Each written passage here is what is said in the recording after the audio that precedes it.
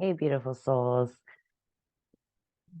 Deep breath because I have been resisting doing this, which is hilarious because this is the radical acceptance portion of our time together. And I have been in total non-acceptance because guess what happened? So classic. Um, I got a phone call in the middle of it when I had recorded for 30 minutes and I can't figure out like where that recording went or how to continue it or any of those technology things. And so here we are. I am just going to start over and I am going to radically accept that it was not meant to be. And maybe that this is like the better message is to be like, hey, I just totally did this and it didn't work. And so I have also decided not to undo all of the sewing that I did while I was doing that. And the other funny thing is that I had one of those mornings where there was like too much time, but then again, like not enough time. I don't know if you have that problem ever, where it's like, okay, I want to do something, but I can't quite organize myself to do it because it feels like I should do, I don't know what happens. Been recently learning a lot about ADHD, and I think that might be part of what's happening. But all of that to say, I now don't have as much time as I would like to do this. But I think that if I do it now, it's a better choice than waiting until another time, because I think that this energy is really good energy for talking about radical acceptance. So we've been talking about all of these pieces of grief. And I think one of the illusions or fantasies that can be really tempting is to say, I'm going to feel my grief. I'm going to do this workshop, or I'm going to do this spiritual class, or I'm going to do this, I'm going to read this book, or I'm going to do, The Artist's Way by Julia Cameron. And then all of my problems are going to be solved and I'm going to feel so great. And one of my favorite things in the world is when I heard Ram Dass say, like, I have not lost a single of my neuroses from this entire spiritual path. So let's be together with all of our spiritual neuroses, and not spiritual. Yeah, spiritual neuroses. Um, and let's just be here now, uh, as Ram Dass says, and take a look at where I'm at with this. So radical acceptance. This is a term that is from Tara Brach, I think, originally, but I learned in DBT. And you can see I've got my denial, I've got my anger, I've got my bargaining, I've got my depression, and I have started on my sparkly transformation of the butterfly. The first thing that I had been talking about when I last tried recording this was about the change cycle. So I'm going to go ahead and continue stitching on some of these like sparkly transformation freedom fabrics as we chat about the change cycle. So I learned the change cycle from Martha Beck. I know I've referenced her stuff several times. I'm taking a course with her right now, so I think that is super on my mind. I'm letting a lot of these sparkly pieces from acceptance go out into the other areas because I want to really like feel and see how I'm going to come back. I'm back to all these things. That acceptance is not about eliminating grief or denial or feelings of betrayal or guilt or sadness or anger or any of the things. It's about being with those feelings without resisting them. So the change cycle I've been learning about from the Martha Beck course I'm taking. And what I was surprised to find out is that a caterpillar does not just like sort of morph into, like it doesn't like grow wings and keep its body intact. What actually happens is each of the cells of the caterpillar disidentify with whatever their previous role was. So they don't just become a new thing, they actually first undo who they are. So they turn into like undifferentiated cells, I guess is maybe a science word for it. I may have just made that up, but they turn into literally goo, like goop, that has each of those cells has no clear like function.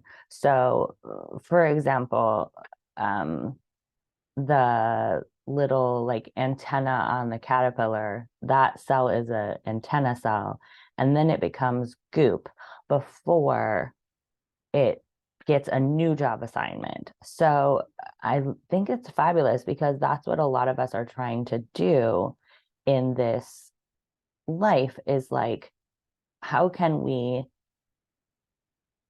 go from, our identity as a victim who has had an, unfair loss? How can we go from that to um, being this like radical acceptance, transformed, you know, higher perspective person? It's really hard to just jump from that to that. And so a lot of the work is actually like disidentification, like, okay, maybe I am just like a being on this planet and all these things that I thought I was supposed to be. Like for me, I thought I was supposed to be married and have this like intact relationship with my family and see my kid every day. And the pain doesn't typically come from me like actually missing having a partner or actually um, feeling like a desperate need to see my kid. It comes from the ideas that I should be having a partner, I should be seeing my kid. And so again, it's bringing us back to these shoulds. So I have these amazing 10 steps for practicing radical acceptance that I found online. And the very first one is that very thing, letting go of the shoulds. So let's take a minute and let's just think about, where is there a should that is causing you pain in this time of grieving? Where is there an idea like, for me, my aunt shouldn't have been the one who got cancer and died, or I shouldn't have had to um, lose my family just because I was queer. So where are these should messages? Where are you saying it shouldn't be like this? So let's take a few minutes with that.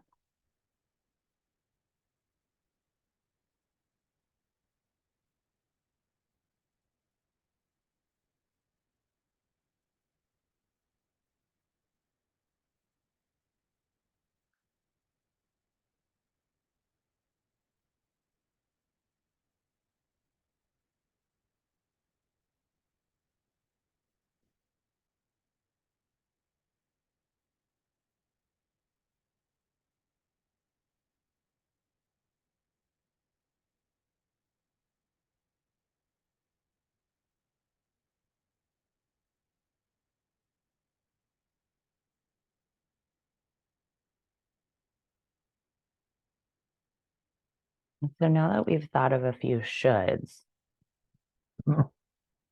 let's um, remind ourselves, pick a statement that can respond to that should statement that helps us to remember that we cannot change the past. So maybe my statement is, I should be able to see my kid every day. And then my response statement could be, um, I share custody with my ex, and so I don't see my kid every day, right? It's like morally neutral. It just is, that is the reality right now. So try to come up with a morally neutral phrase to respond to your should statement. And take a minute with that.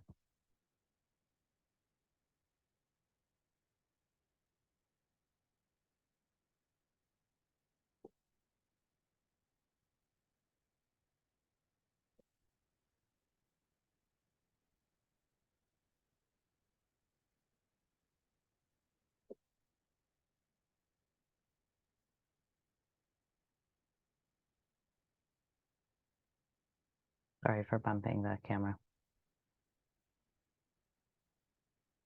Hopefully you're just paying more attention to your own stitching because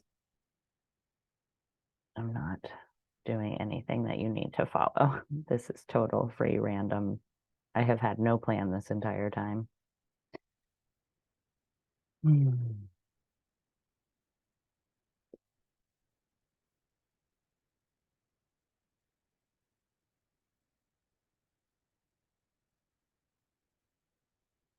Okay, now that we have our morally neutral what it is statement, let's take a moment to think about, this is one of my favorite things about DBT that I learned is that everything has a logical like sequence of events that led up to it. So, I share custody of my kiddo because my ex is an invested parent and courts go according to research which says that kids do best if they have regular interaction with both of their parents. And so again, this is pretty morally neutral. It's not like, there's not a big emotional piece to this. It's just, okay, this is what the courts usually do unless there's like a really significant reason not to do it. And so since my ex was invested in being in my kid's life, which, I do want to put emotion to it. I will admit that I'm glad for that because I know that's better for my kid. So that's just what made sense for the courts to decide. So see if you can find a morally neutral statement about what led to the current reality.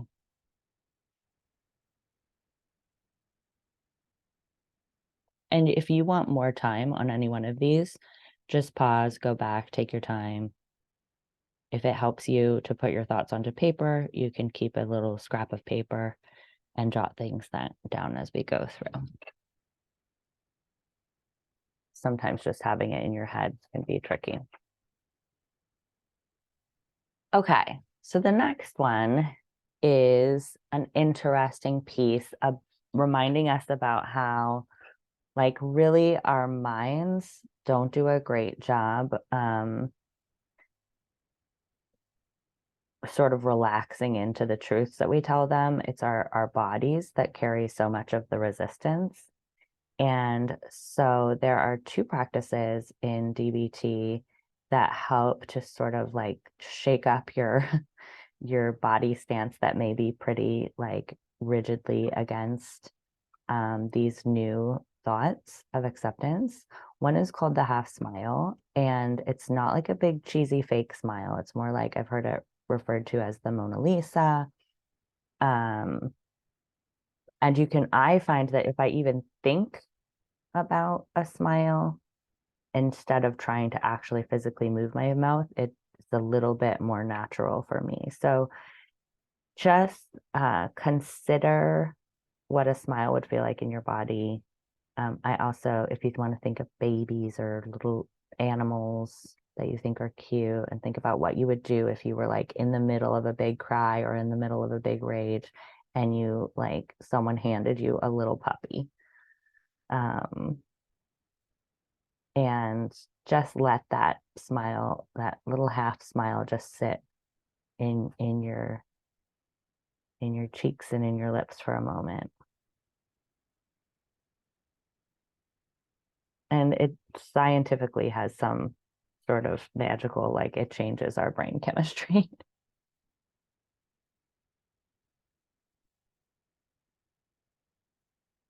And this is not about denying your feelings. This is about just being open to like, is there something that can be there at the same time? Can I be sad and see a little puppy and have a half smile? Most of us wouldn't feel disingenuous doing that. And then the other one is called willing hands. And this one you can't really do while you're stitching, but it's just holding your hands open like this. And there's something powerful for your physiology about just holding your hands open for a minute. So let's just do that. And go ahead and take 3 breaths.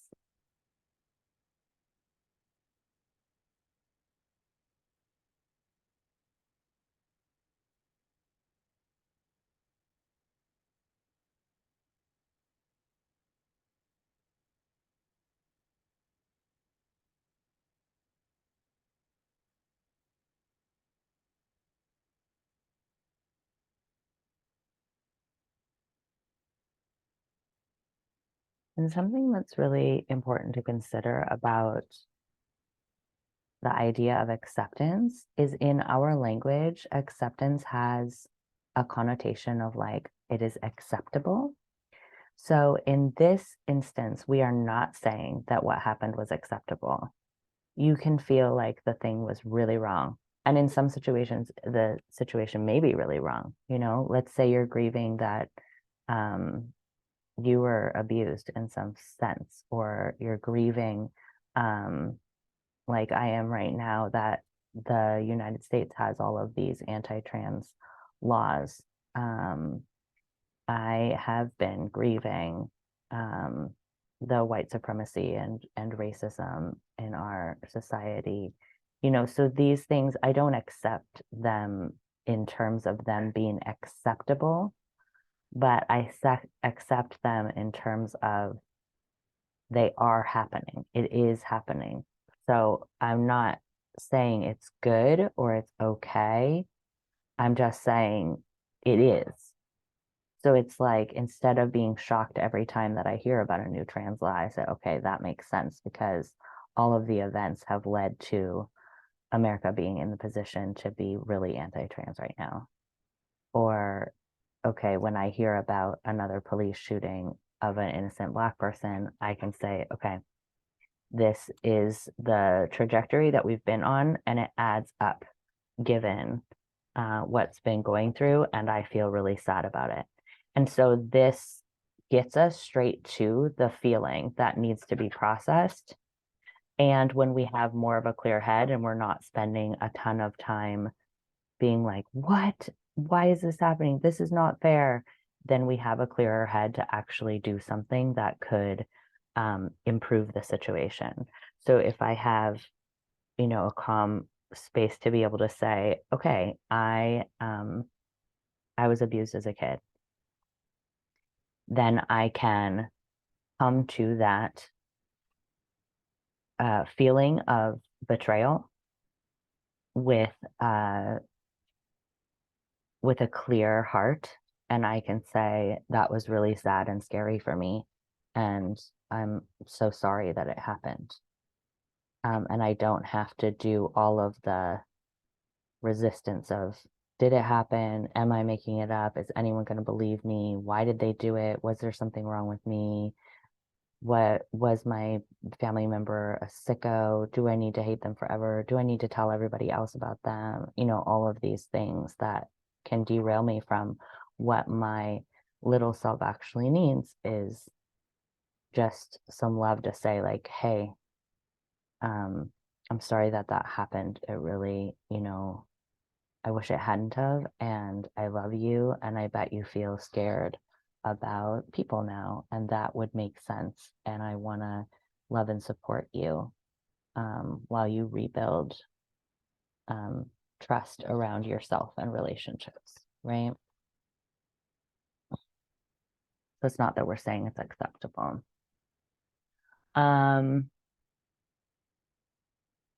So the next one, and we're just a few more minutes here. We're going to wrap up. Think about what your behavior would look like if you did accept the facts. So that's sort of what we just look like, just realizing that we would have a clearer head and heart. And we might be able to be more effective in our life if we were able to just accept reality and move towards finding solutions or just supporting ourselves through the grief. And then the next one is coping ahead, which I really love. And that is giving yourself the time to acknowledge that something is difficult for you and thinking about what you might be able to do to support yourself through it. So a great example of this is my kid has soccer games, and my ex and I are both there, and that can be tricky because we don't spend a lot of time together. And I, start to tell a whole bunch of stories about what it should happen, or worry about what other people are thinking, or about how it's affecting my kid, or if she's going to get mad at me. And so something I do to cope ahead is I often try to meditate beforehand, so that I'm sort of like, it's like, uh, eating breakfast before you go out to the day so that you don't start the day hungry. So I sort of meditate beforehand, and then I will bring something to do, often stitching or a journal or a book, so that I am feeling connected in real time to something, and it can help me to get out of the sadness about the past or the fear about the future. And then the next one is to just continuously remain connected to how your body is feeling. I feel like the biggest gift we could give to humanity is to just ask everybody every day, how are you feeling? Or just teach people to ask themselves, how am I feeling? Because giving yourself the space to ask how you're feeling and then take the time to look at it is just extraordinarily helpful in terms of not being stuck in the past or the future. And when we're in the present moment, most of the time we're pretty okay. Like, in this present moment, what am I feeling? I'm still feeling some discouragement about having to redo this. And I'm feeling a little bit disappointed that I don't have more time. But I'm also feeling like I have good temperature going right now. I feel comfortable in my clothes. I feel like my neck pain is pretty minimal, which is something that I struggle with. I like my environment right now, so it just keeps me from being 100% in my past and future regret and fear. So just asking yourself, how am I feeling? Not just in terms of emotions, but also in terms of physical sensations. And then, the next one is embrace feelings such as grief, disappointment, sadness. So again, that's, that no matter how long we spend or how attentive we are to this grief cycle and giving ourselves the opportunity to experience these feelings, we're going to come back and back and back and back. And that's why I've let the acceptance pieces go out into the other pieces. And then I also plan to do some more stitching on this and bring in, some denial over in the depression area, some depression over into the anger, some anger into the bargaining, because they all are always going to be present. And it's not about eliminating the waves. It's about learning how to surf the waves, as they say in DBT, just, accept that there are waves, and to let it flow, and be okay with the so-called negative feelings coming back up, because to our body, they all are neutral. They all just need to be processed. And then the next one is acknowledge that life is worth living even when there may be temporary pain. So again and again and again, pain is inevitable. We cannot avoid it. It is a part of being a human. And the illusion that, when I make this much money, when I am doing my dream job, when I have a partner, when I have a kid, everything's going to be better. That is the thing that causes the suffering, the expectations. So the more we can remind ourselves that pain is a part of the deal.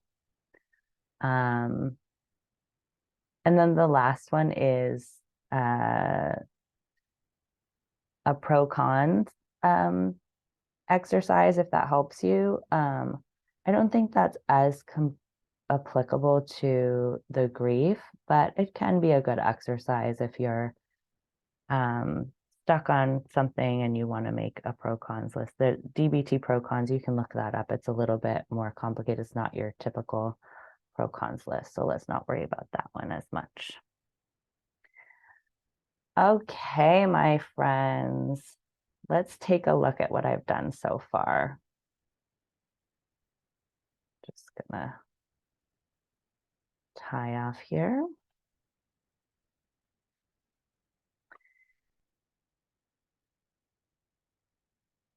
Okay, let's take a look. So I am not done, just like I will never be done with grief. There will always be grief, and it'll come and go, and it'll come in many different forms. And there will be new things to be angry about. There will be new pain to be in denial about, and the temptation to just write it off. I put a little gold heart here to remember to be gentle to myself when I'm accepting that I do need periods of denial, to give myself space. I've got this hand of loving support to be with me when those clouds of depression come through, and I've got the sparkle of acceptance and the, universal reminder that there's just endless possibilities in with the magical thinking and the, desire to be saved and bargain with God for that. And the beautiful butterfly in the middle with this gorgeous sparkles to remind me that this transformation, that when I'm feeling stuck in my cocoon and feeling so trapped, that the greatest gift I can give myself is to let go of my ideas about what should be, let myself totally disidentify into that goop, and trust that that trapped feeling is maybe the cocoon that's allowing me to dissolve these old beliefs and emerge into something really new and powerful. So this is our life again and again and again throughout all of these phases. I'm going to keep stitching. I hope you do too. I'm going to create more workshops, so please check back. Follow me on YouTube and Instagram at SoCalmShop, and know that I will be stitching through all of these waves with you for the rest of my life. And I am so glad that we can do it together. And I do believe that our collective healing really is the greatest contribution to collective liberation. So thank you for doing this work and for being here with me. And I am wishing you all of the blessings and all of the love and all of the hugs and comfort and patience and rest that is needed on this big journey. Love you so much. Keep stitching.